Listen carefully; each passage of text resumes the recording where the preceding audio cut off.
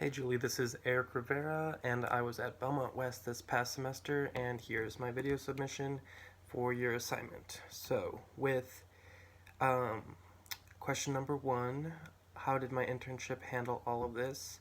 My two internships handled this pretty standardized. I feel like at Clear Talent, they just sent me an email saying that I wasn't coming in until further notice until they could um, come back into the office, and they are still currently closed down. And I asked if I could do any work for them, and currently I am doing nothing for them. And with Red Light Management, they had also done the same thing, kind of standard. No one was coming into the office, so we are not doing anything. I don't love the way they responded to it because technically I'm supposed to be working Tuesdays from Thursdays online with them, but they haven't sent any of the interns any work to do, and I just thought it was pretty not professional for them to expect students to sit at their computers from 9 to 5, 2 to 3 days a week, just waiting for something to pop up. And I'm currently not able to do that because I'm working while I'm at home, so that is not an option for me anymore. We also have a final project um, that is due, even though we don't work with any of the people in the office. So, and we have to do a Zoom presentation on it. So to me, that seems just like busy work and not um, really necessary. As far as question two goes, I stayed in LA for about 1 week before I decided to go home, and this was within all of the hysteria that was going on.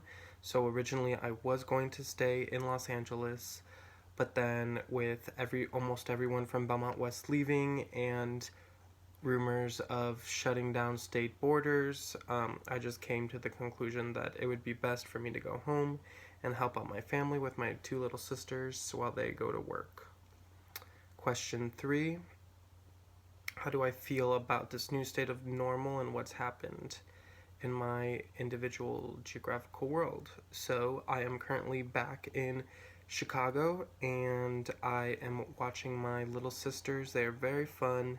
They are 7 and 5 years old, and we do their online school together, which is kind of hard because they are so small and it's hard for them to focus at the computer. So that's a challenge, but they do pretty well. And then I'm currently working at a local home improvement store um, because I need to save money and help my family out while this is going on. So I'm currently doing that as well. Number four, how does this affected you and your plans going forward? So I was originally going to be in Nashville for the summer after graduation and hopefully move to LA by September. And currently I'm at home, so when this lifts, crossing our fingers for June, I will be back in Nashville from mid-June to end of August. And then since I'm working currently, I'm saving up all the money I earn, so I will be able to move out to LA by September still, given that option, depending on whatever our world looks like. Um, as far as my future, what do I think that looks like, because I'm a graduating senior. Um, After being in LA, I've realized that I need to pursue what I've always wanted to, and especially after my internship experiences, I noticed that I wasn't really happy in them, and that has been I've had maybe 3 internships before then, so I've never really found anything that I would love to have worked in. So I'm still pursuing my passion of dancing professionally in Los Angeles and going through that process, which is really scary because it's a very unsteady work field, and there's no clear path for it, but I think it's definitely the best time to do that now, especially post-grad.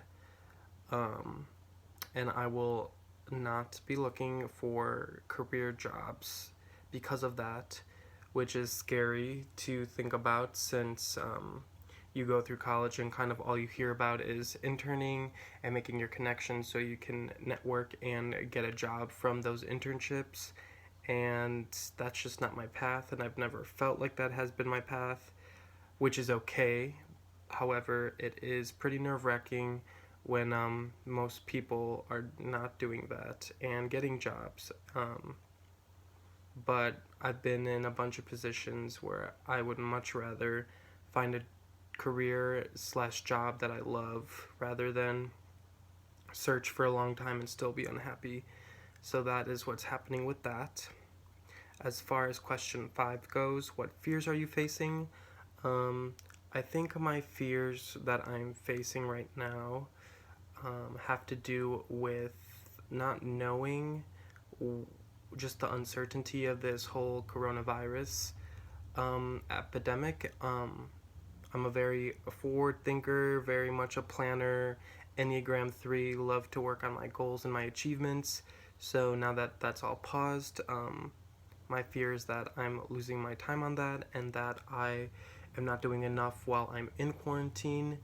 I get my energy from being extroverted, so being at home and inside the house has really made me not want to do much. And it's also hard because you see all these Instagram stories of people working out online, doing Instagram live classes, and working on their crafts and doing this and doing that. And I think it's hard not to be paranoid as an overachiever when I don't work in the house well and I get my energy from being outside. So I've been trying to deal with that.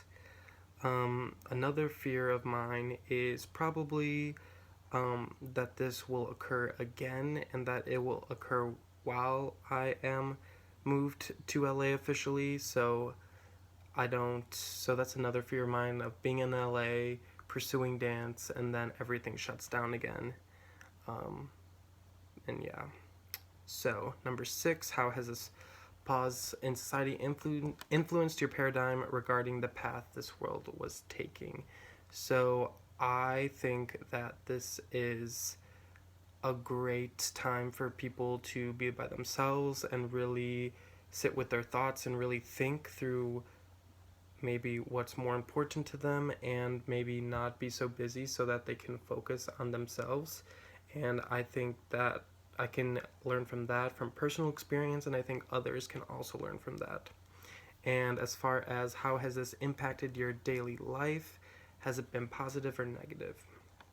It's been a little bit of both for me, I would say, because I think, as I touched on it in the earlier questions, the negativity of not having the motivation to really do much at home or not really wanting to get out of bed, that's kind of affected me because I never really have dealt with that a whole lot. Like January, February, when it's cold and cloudy, I kind of get these moods, but I feel like this has happened for a prolonged time during quarantine of not having motivation to do much. So that's kind of been my daily life. The positives of that, though, are that I think that this quarantine has been so long or so ongoing that I've been able to make strides to better myself and get out of that funk. Maybe not every day of a funk, but like every couple of days I'm able to keep moving and do stuff. And especially now that I have a job and I'm working, it gets me out of the house and feels good to start, make money and really kind of just lead a simple life without much distraction than a normal busy life of interning and school and working out and hanging out in a social life and preparing myself to enter the dance world by taking these classes and overextending myself on extracurriculars for my internships. So the positives have been my overachieverness has been forcibly taken from me, which is good because I do the most and I do too much, and sometimes I don't realize it and I think I can handle it, and then I go through months of just work, and then I'm like bummed out or too tired. So that part of my daily life is good because it's a refresher of being with my family and improving those relationships, and keeping in contact with my friends and improving my communication skills by not being so busy and able to talk more with people. And so, yeah, I feel like overall, this whole quarantine, I've been the most positive aspect has been my growing patience with my family and with myself, and just in general, as far as my attitude goes, and just really focusing on what matters and what values I want to live by and how I want to achieve that. And with that said, this is the end of my video, and I hope that this had been insightful, and I hope you enjoyed listening to this. And I just want to say, after these past 4 years, Julie, thank you so much for really taking the time to reach out to us. And like I said before, I know you have so much to do and so many students and lots to keep track of, so I really appreciate you encourage us in this time, and I really appreciate all the work you do, and I know it's not easy, and I just hope that you feel a sense of calmness during this time. So with that said, I will see you at graduation in August, hopefully. Bye!